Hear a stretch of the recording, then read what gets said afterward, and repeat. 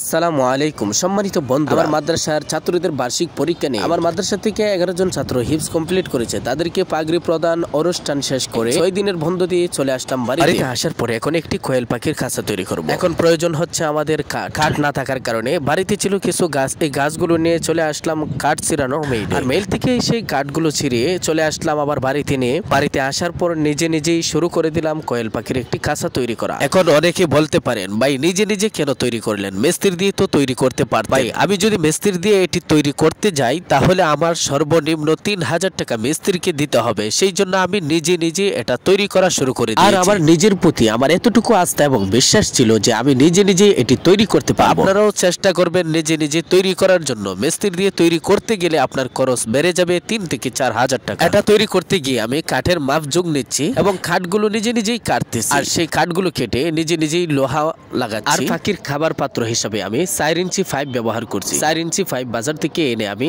এইগুলোকে গেলিং মেশিন দিয়ে মাঝখান দিয়ে 2 ভাগ করে নিয়েছি। আপনারাও ঠিক তেমন ভাবে মাঝখান দিয়ে 2 ভাগ করে নেবেন। তারপর আমি আস্তে নিজেই নেটগুলো ফিটিং করা শুরু করে দিয়েছি। নেটগুলো আস্তে ফিটিং করছি এবং লোহা মারছি। আবার ডিম দিয়ে আমি দেখছি ডিমটা আমার গড়িয়ে ডিমের জায়গাতে আসে কিনা। কারণ আমি এতটুকু ঢালু দিয়েছি যেন ডিমটা আমার নিজেই গড়িয়ে সামনে আসতে পারে। আর আমিও চেক করে নিয়েছি ডিমটি নিজে গড়িয়ে সামনে আসে কিনা। তারপর আমি উপরের নেটটি দিয়ে লোহাগুলো মারতে লাগলাম। অবশ্যই আপনারা নেটগুলো নিচ থেকে লাগিয়ে যাবেন, কারণ উপর থেকে যদি লাগিয়ে আসেন তাহলে আপনারা লোহা লাগাতে পারবেন না, হাতুড়ি দিয়ে বাড়ি দিতে পারবেন। আর আমার এই কাঁচাটি হচ্ছে 5 তলা বিশিষ্ট। আর এর মধ্যে আমি নিচ তলা কমপ্লিট করেছি একাই।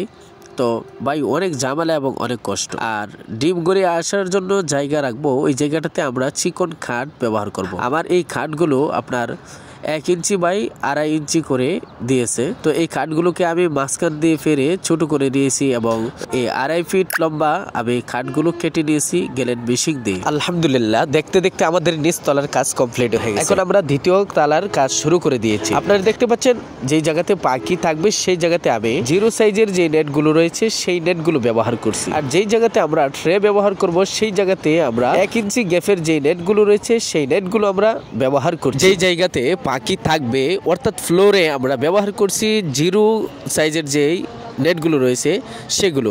আর ছাদে আমরা ব্যবহার করছি 1 ইঞ্চি গ্যাপের যে নেটগুলো রয়েছে সেইগুলো। আমাদের কাছ থেকে 0 সাইজের যে নেটগুলো এবং 1 ইঞ্চি গ্যাপের যে নেটগুলো রয়েছে সেইগুলোর দাম নিয়েছে 1 স্কোয়ার ফিটের দাম 13 টাকা করে।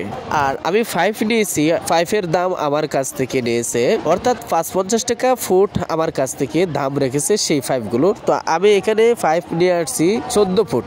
এই খাঁচাটি সম্পূর্ণ তৈরি করতে কত টাকা খরচ হয়েছে আপনারা যদি চান তাহলে আমি এই সম্পর্কে আরেকটি ভিডিও দিব। সবাই সুস্থ থাকবেন, ভালো থাকবেন, আল্লাহ হাফেজ।